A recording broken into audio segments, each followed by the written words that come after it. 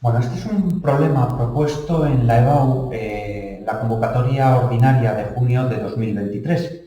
El problema lo que nos dice es que tenemos una espira cuadrada que está girando con un periodo de 0,5 segundos en presencia de un campo magnético uniforme de 400 militeslas, ¿vale? Que además es perpendicular al eje de giro.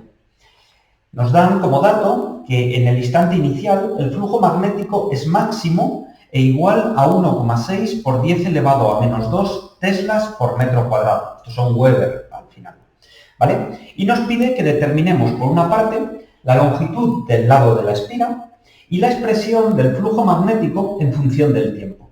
Una vez que tenemos esto, el segundo apartado nos pediría la fuerza electromotriz, la expresión de la fuerza electromotriz en función del tiempo, y la fuerza electromotriz en el instante t igual a 1 segundo. Bueno, tenemos aquí un poco los datos, tenemos un esquema de cómo sería el dibujo, tenemos una espira que está girando alrededor de su eje, ¿vale? Y lo que tenemos que calcular es tanto la longitud del lado como el flujo magnético. Vale, en principio tenemos una información y es que en el instante t igual a 0 el flujo es máximo y el flujo en ese instante además tiene este valor. Nosotros conocemos por definición que el flujo es la integral de P por la diferencial de la superficie. En este caso, como nosotros tenemos que lo que es variable es el ángulo, ¿vale? Nosotros lo que vamos a tener es que esta fórmula, ¿vale? El flujo va a ser B por S por el coseno del ángulo que forma. Vale, por una parte, este ángulo es variable, es decir, este ángulo, alfa, va a ser igual a la fase inicial, el momento inicial, más WT. ¿Por qué WT? Porque nosotros tenemos que esta espira está girando. Está girando, nos da que el periodo es de 0,5 segundos. Si tenemos un periodo de 0,5 segundos, significa que tarda medio segundo en dar un giro completo. Pero eso además nos da la información de que es un movimiento circular uniforme, es decir, no tiene aceleración, siempre tarda lo mismo en dar una vuelta. Bien, nosotros tenemos esta fórmula. Como conocemos cuál es el flujo, 400 militeslas, ¿vale? Nosotros podríamos decir 400 militeslas, lo pasamos al sistema internacional y es 0,4 teslas. La superficie de la espira no la conocemos, pero sabemos que es cuadrada, con lo que podemos suponer que es A al cuadrado. Y nosotros tendríamos el coseno de phi sub 0 más WT.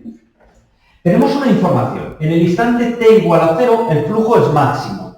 Vale, nosotros tenemos que el coseno es una función que está acotada, es decir, toma valores entre menos 1 y 1 y alcanzará su máximo cuando este valor sea 1. Es decir, por una parte tenemos que el coseno de phi sub 0 más WP, esto es máximo. Bien, si eso es en el instante t igual a 0, nosotros lo que vamos a tener es que el coseno de phi sub 0, al ser máximo, va a valer 1. Y en consecuencia, phi sub 0 tendrá que valer 0 radianes. ¿Vale? Esa es una información. Por otra parte, si nosotros sabemos que es máximo, ¿vale? Y este coseno en total vale 1, nosotros lo que tenemos es que 0,4 por a cuadrado, ¿vale? Va a ser igual al valor de este flujo, 1,6 por 10 elevado a menos 2. Desde aquí podemos despejar la A valdría la raíz cuadrada de 1,6 por 10 elevado a menos 2 partido de 0,4. Y esto simplemente es coger la calculadora y hacer el cálculo. Es decir, la raíz cuadrada de 1,6 por 10 elevado a menos 2 dividido entre 0,4. Esto da 0,2. Es decir, nosotros tendríamos que la espira tiene una longitud de 20 centímetros. Y con eso tendríamos el primer apartado del problema.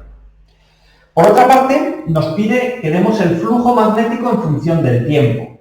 Bien, el flujo magnético en función del tiempo, nosotros aquí tenemos que phi sub 0 valía 0, es una información que hemos sacado de estos dos datos, Y por otra parte, tenemos el valor del periodo. El periodo es el tiempo que tardamos en dar un giro completo.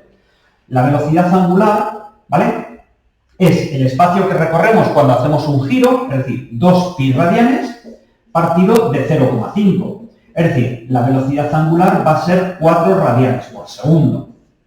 A partir de aquí, nosotros ya podemos dar cuál es el valor del flujo en función del tiempo. El valor del flujo en función del tiempo, ¿vale?, va a ser 0,4 por 0,2 al cuadrado, la superficie al cuadrado, y ahora por el coseno de 4 radianes, aquí son 4pi radianes, 4pi por t. Esta es la función del flujo en función del tiempo. Y con eso tendríamos la segunda respuesta al apartado A del problema. Vale, respecto al apartado B, lo que nos pide es que calculemos la fuerza electromotriz. La fuerza electromotriz, por definición, es menos la derivada del flujo respecto del tiempo.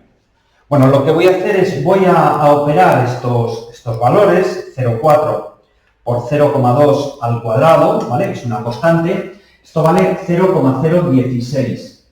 ¿Vale? Al hacer la derivada de esta función respecto del tiempo, lo que me queda es menos, la constante sería 0,016, luego sería menos el seno de 4πt, y ahora por la derivada de lo que hay aquí dentro, que es 4pi.